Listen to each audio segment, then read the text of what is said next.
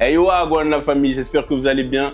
Tous les jours, je vais essayer de vous raconter une des histoires que vous m'avez envoyées. Je sais pas combien de temps ça va durer, mais on va essayer de faire le concept le plus longtemps possible.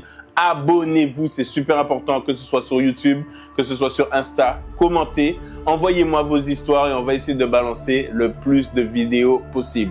Aujourd'hui, on va commencer avec une vidéo, une histoire qui m'a donné des frissons la première fois que je l'ai lue. J'espère que vous êtes prêts. Vous me direz ce que vous en pensez en commentaire après. C'est parti, let's go!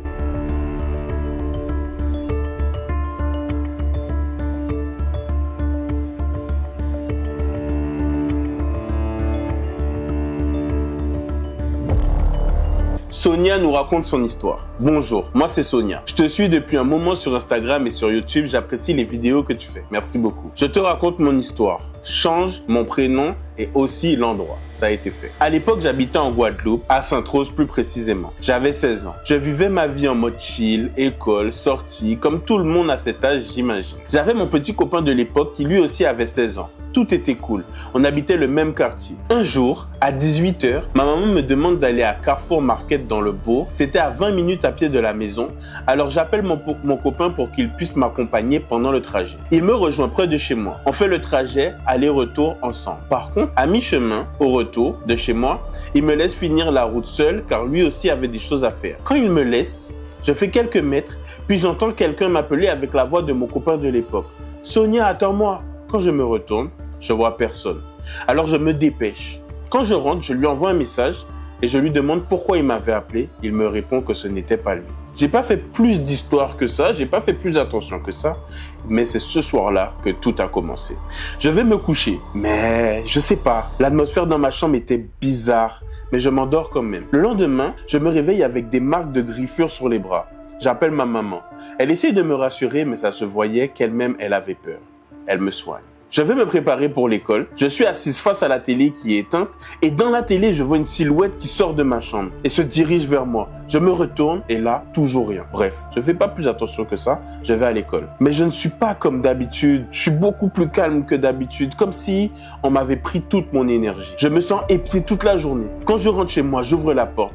Quelque chose me pousse, je me retourne, il y a toujours rien. Le soir, à 22h22, je me suis réveillé, paralysé. Je vois un monsieur habillé tout de noir, debout à côté de moi.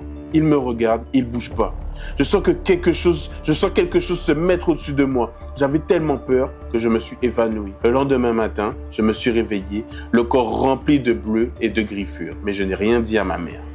Tous les soirs, à 22h22, j'avais le droit au même calvaire. Un soir, à la même heure, j'étais paralysé. Le monsieur vêtu de noir est debout à côté de mon lit. La fenêtre de ma chambre s'ouvre. J'entends des chaînes taper, une vieille dame qui dit « En kai prend Timoun là, en kai prend Timoun là ». J'étais épuisé, pire qu'un zombie. Je n'allais plus à l'école, je ne sortais plus. Je dormais à ce moment-là avec ma sœur de 11 ans dans la même chambre. Je ne lui ai jamais raconté ce qui m'arrivait pour ne pas lui faire peur. Mais un jour, elle me raconte qu'elle rêve d'un monsieur. Un monsieur qui tous les soirs vient me faire du mal et chaque soir elle rêvait de ce qui m'arrivait. Je décide de dormir dans la chambre de ma mère. La chose en question ne rentrait plus dans la chambre. Elle restait à l'extérieur, à faire des allers-retours, à griffer la porte. À ce moment-là, ma mère a compris qu'il y a quelque chose qui n'allait pas. Elle a décidé de m'emmener chez ma mamie et mon papy. Quand j'arrive, sous la véranda, mon papy et ma mamie me demandent « Mais pourquoi il y a autant de monde avec moi ?» Je m'effondre. J'explique tout ce qui s'est passé. Ils me disent de les ignorer et de mettre une paire de ciseaux ouverts en croix sous mon matelas et un miroir en face de moi. Quand je rentre chez moi, je m'exécute. Le soir même, le miroir que j'ai posé est tombé. Je suis paralysé. Le monsieur vêtu de noir est là. Mais cette fois-ci, je reste éveillé. Je ressens tous les coups de griffure. Impossible pour moi de crier. J'entends chuchoter. « Timoun là, Timoun là, Timoun là, Timoun là ». Le matin arrive. Je me suis précipité dans la chambre de ma maman. Je me suis endormi. J'ai rêvé que j'étais enceinte d'une fille. Et dans le rêve, j'ai vu une vieille dame. Son visage m'était familier. La dame en question me dit qu'elle va revenir récupérer l'enfant et que je ne pourrai pas me cacher ni cacher l'enfant. Et il s'avère qu'à ce moment-là, j'étais réellement enceinte, mais je ne le savais pas. Mais quand j'ai appris que j'étais enceinte, je voyais chaque soir le monsieur vêtu de noir dans ma chambre. Mais je ne recevais plus de coups. Mais à chaque fois, je rêvais de cette dame qui me faisait voir le visage de ma fille. Le plus choquant, c'est que quand j'ai accouché, c'est exactement le même visage que ma fille a aujourd'hui. Elle a 6 ans. je ne suis jamais rassuré de la laisser loin de moi, car la chose qui me hantait m'a promis de venir chercher ma fille. Et il y a 2 mois, ma fille va dormir comme d'habitude. Elle a commencé à convulser. Ses yeux étaient tout blancs. Elle criait « Maman, maman, maman !» Elle bavait. J'ai eu la peur de ma vie. Je me suis vu perdre ma fille. Le lendemain, ma fille me regardait droit dans les yeux et elle m'a demandé si l'enfer existait. Mais c'est bizarre. Je n'ai jamais abordé de sujet comme ça à la maison. Je lui ai dit que oui, sûrement, l'enfer existe comme le paradis. Et là, elle s'est mise à pleurer en me disant qu'elle avait peur. Quand je raconte l'histoire, on me conseille d'aller voir quelqu'un car la chose a quand même promis de revenir chercher ma fille. Mon copain de l'époque, le papa de ma fille, m'avait dit que plus petit, il lui était arrivé la même chose. Et ils étaient allés voir quelqu'un qui avait fait un rituel pour le libérer justement de tout cela. Suite à ça, la dame qui l'avait débarrassé de ce qui lui hantait, lui avait dit de ne plus jamais mettre de vêtements sombres. Au jour d'aujourd'hui, je me demande si tout cela n'est pas lié. Les gars, cette histoire est intense. Je sais pas ce que vous en pensez.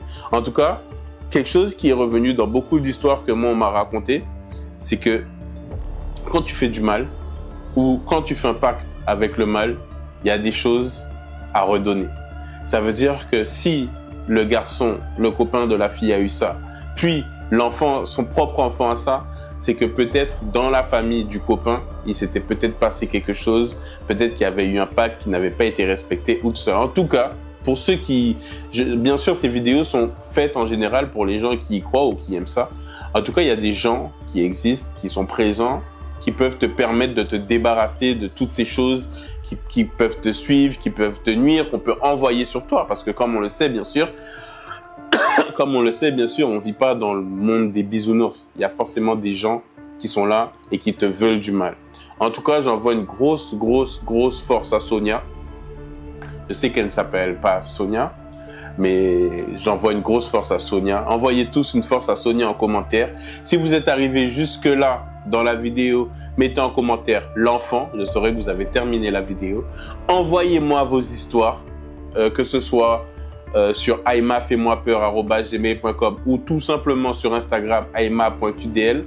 Envoyez-moi vos histoires. Je vais raconter vos histoires. Tant que j'aurai des histoires à raconter, je vais les raconter.